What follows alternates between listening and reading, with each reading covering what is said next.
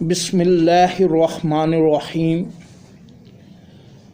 الحمدللہ رب العالمین والصلاة والسلام علی سید الانبیاء والمرسلین اما بعد فاعوذ باللہ من الشیطان الرجیم بسم اللہ الرحمن الرحیم۔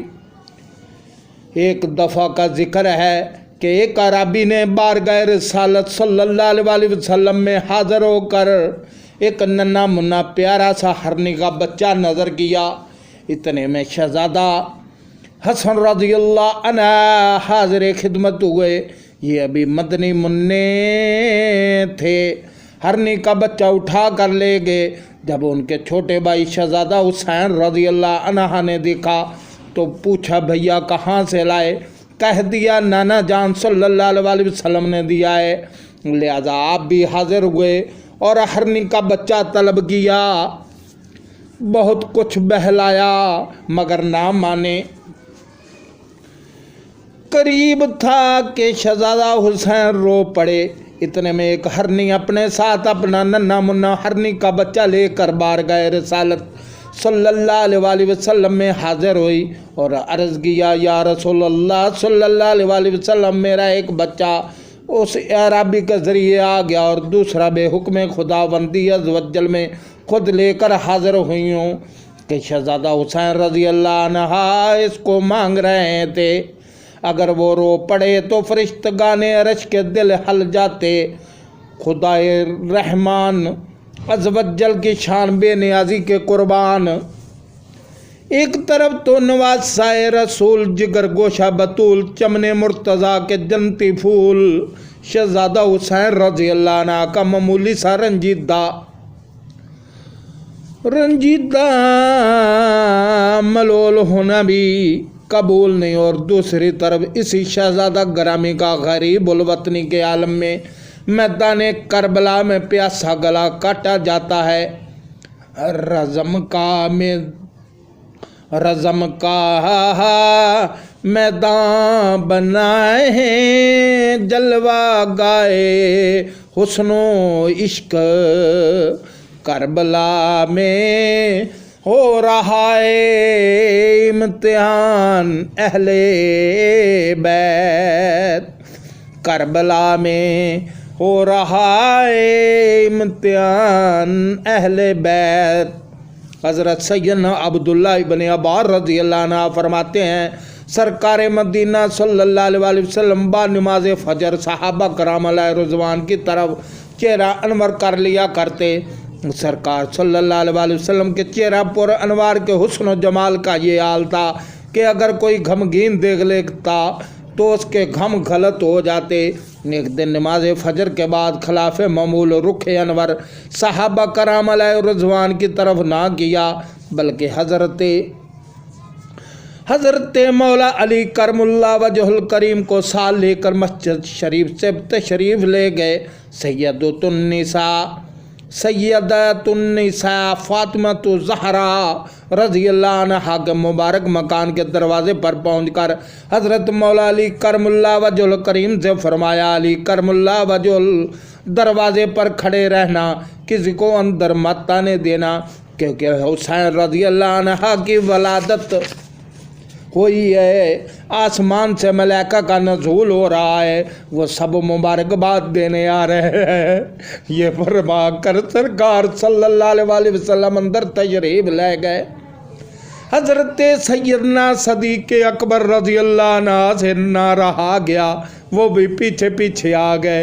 حضرت مولا علی کرم اللہ وجہ الکریم نے بتایا سرکار صلی اللہ علیہ وسلم ابھی مصروف ہیں، دراصل حسین رضی اللہ عنہ کی ولادت ہوئی ہے اور 4,24,000 فرشتے مبارکباد دینے کے لیے حاضر ہوئے ہیں۔ تھوڑی دیر کے بعد سیدنا عمر فاروق رضی اللہ عنہ اور سیدنا عثمان غنی رضی اللہ عنہ اور دیگر صحابہ کرام علیہم الرضوان بھی آ گئے۔ کچھ دیر کے بعد سرکار علی وقار صلی اللہ علیہ وسلم باہر تشریف لے آئے۔ تمام صحابہ کرام علیہ رضوان نے نواسے کی ولادت پر مبارکباد پیش کی۔ انہوں نے حضرت مولا علی کرم اللہ وجہ کریم کی 4,24,000 فرشتوں والی بات بھی سنائی۔ سرکار صلی اللہ علیہ وسلم نے یہ سن کر حضرت مولا علی سے استفسار فرمایا، علی تمہیں اس بات کا کیسے علم ہوا؟ عرض کی میں نے فرشتوں کو گروہ در گروہ اترتے دیکھا، وہ آپس میں گفتگو کر رہے تھے اور اپنی تعداد بھی بتا رہے تھے۔ سرکار صلی اللہ علیہ وسلم نے مسکرا کر فرمایا، علی کرم اللہ وجہ کو اللہ عز و جل نے عقل سلیم عطا فرمائی ہے۔ پھر سرکار مدینہ صلی اللہ علیہ وسلم حضرت سیدنا ابو بکر صدیق رضی اللہ عنہ سے مخاطب ہوئے اور فرمایا، میں تمہیں ایک عجیب تر واقعہ سناتا ہوں۔ ان فرشتوں میں ایک اپاہج فرشتہ بھی تھا جس کے نہ تو پر تھے نہ ہی ہاتھ پاؤں۔ میں نے اس سے اس کی وجہ پوچھی تو رو کر کہا، یا رسول اللہ صلی اللہ علیہ وسلم، میں ملائکہ مقربین میں سے تھا۔